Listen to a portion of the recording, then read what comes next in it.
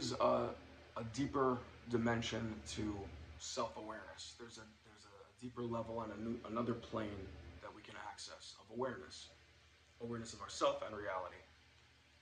The way this book dictated it to me. This is The Power of Now by Eckhart Tolle. In the opening chapter, he describes a night when he woke up and he was in such a state of depression and anxiety. He said, "I can no longer live with myself." And immediately he paused and he observed what he said.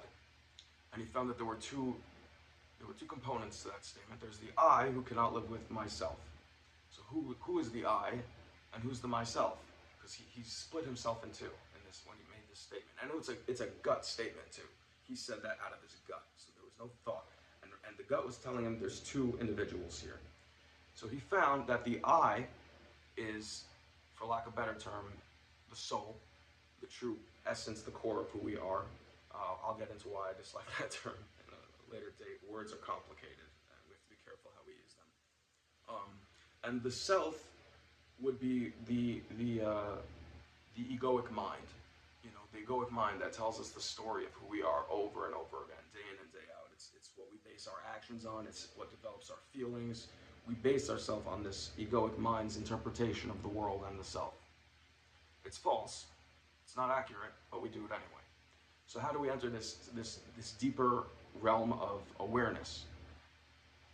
The practice I started a few weeks back was simply observing my mind from a distance. My mind would have a statement, it would say something. Our minds are constantly running. We hear the voice in our head constantly. You know. Start listening to the content of what it's saying. Don't judge it, don't alter it. Just hear it. It's not time to criticize. It's time to notice. Notice that there's a narrative that's taking place. So what I do is I zoom out. I'll literally stop what I'm doing. I'll zoom out. That's the best way I could describe it, really. And I'm observing myself from afar. I'm looking at the mind's progress from a distance. And it's not a time to try and adjust or change it. That's a different practice for a different time. That could be beneficial, but not for what we're trying to accomplish here. The very first thing is to notice and observe the mind. Observe that narrative. In doing so, you are separating.